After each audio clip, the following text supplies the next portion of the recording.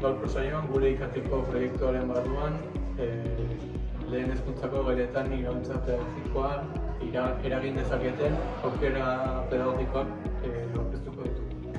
Proiektu honekin gure helburua ez da soilik teknologia erabiltzeagatik.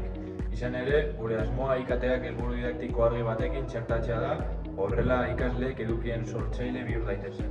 Horretarako tresna bakoitzaren ezaugarri teknikoak eta irakaskuntzan dituzten abantailen nagusiak zehaztasunez banduko dugu eta azalduko ditugu.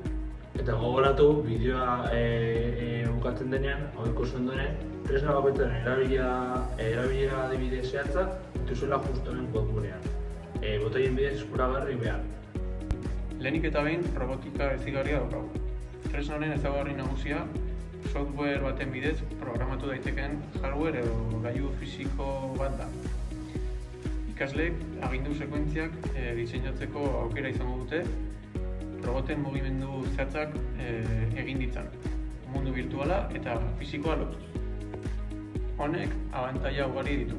Adibidez, pentsamendu konputazionala garatzen du, akatsetik ikasteko aukera ematen du, eta talde lana sustatzen du erronkak gainditzeko momentuan. Gainera, matematika eta geometria lantzeko modu ludikoan aproposa dela iruditzen zaigu. Informazio gehiago egitzeko eta bizitzeko behan daukagun botoia sakatzen badezue, robotika botoia, bi boteko webgunera ailegatzeko aukera izango duzue, sekuentziazio adibide bat ikusteko. Bigarren aukera bezala, errealitatea areagotua aukeratu dugu. Teknologia honen ezaugarri teknikoa mundu errealeko irudien gainean geruza virtualak gainjartzea da, adibidez, irude ereduak, bideoak edota audioak, gailu digital baten kameraren bidez. Horrela, informazio gehigarria jasotzen dugu gure ingurune fisikoan. Aukera honek duen abantailak hurrengoak dira.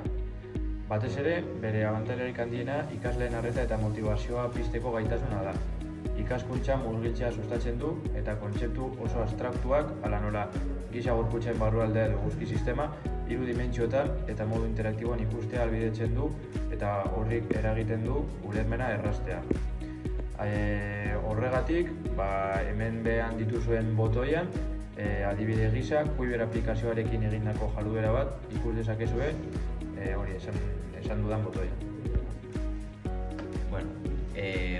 Hirugarrenik programazioa daukagu, baina programazioan ez dugu erabiliko programak oso komplexuak edo kodifikazio altuekin Linux bezala edo horrelakoak, baizik eta Scratch erabiliko dugu.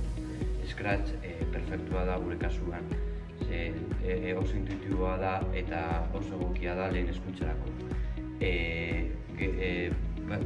Scratch puzzle bat bezala hartzen dugu bloke bat eta bloke horren azpian jartzen dugu beste blokeak eta horrela algoritmo bat sortzen dugu. Hau oso baliagarria da lehen hezkuntzan, zeren eta sormen digitala izugarri bultzatzen du. Umeak ez dira nola kontsumitzaile soilik, baizik eta dira orain produktoreak, bere istorioen, animazioen produktoreak, hau da, arkitektoak dira. Eta ere, Scratchekin sekuentziazioa eta pentsamendu kritikoa modu autonomoan lantzen laguntzen dira. Programazio botoiak klik eginez, matematikako kontzeptuak lantzeko proiektu bat ikusiko duzu. Laugarren aukera, errealitate virtuala da, VR deitua. Eta aurrekoarekin alderatuta, VR-aren ezaugarria ingurune digitalera bat murgiltzaile bat sortzea da. Betaurreko berezien bidez, ikaslea errealitate fisiko kokatuta dagoen lekutik ateratzen du, eta mundu simulatu batean sartuz. Zentzu dira honen abantaila, honek aukera ematen die ikaslei gela fisiko batetik atera gabe espazio urrunak edo garai historikoak bisitatzeko. Adibidez, Erromatar inperioan negotea edo Zenoaren ondoa esploratzea. esperientzia sensoral honek empatia handitzen du, eta testuinguru desberdinen ulermena sakonago ahalbidetzen du. Adibide bezala, Google Arts and Culture erabiliz egindako bisita virtual bat proposatzen dizuegu. Aurrera. Venga, dale. Dicho, cuando quieras. Azkenik, gamifikazio tresnak ditu, adibidez Geniali edo Breakout digitalak. Tresna hauen ezaugarri nagusia, jokoaren dinamika, kalanola erronkak edo puntuak curriculumeko edukiekin integratzea da. Horrela, ikaskuntza prozesua jolas bat bihurtzen da. Abantaila gisa ikasleen parte hartze aktiboa eta konpromisoa izugarri hartzen direla nabarmendu behar du. Berehalako feedbacka eskaintzen die, eta akatsa ikaskuntza bidearen parte bezala ikuste laguntzen du. Horrela, ingurune seguru eta dibertigarri batean egonez.